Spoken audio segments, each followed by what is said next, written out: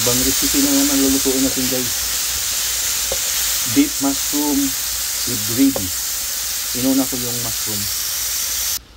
Next, ang beef natin. Nakamarinate to overnight.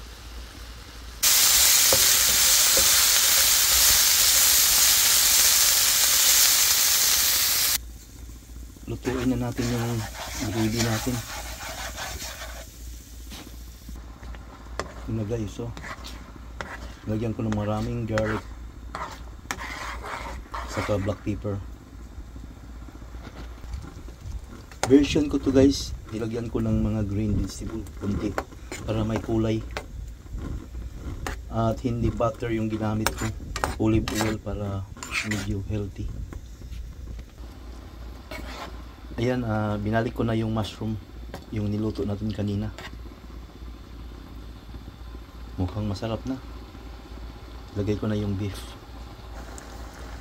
Ayan na yung beef.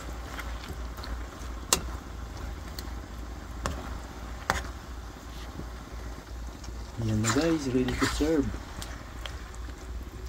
Masarap oh. Mukhang masarap. Kahit hindi pa natikman.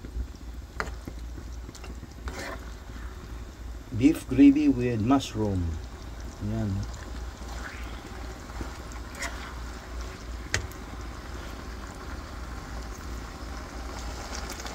Tikman natin yung sauce. Ako lang naman kakain ito eh. Ako lang tikman.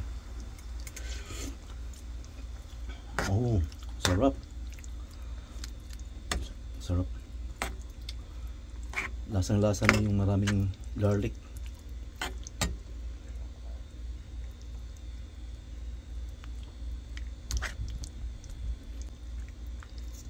Kain na tayo.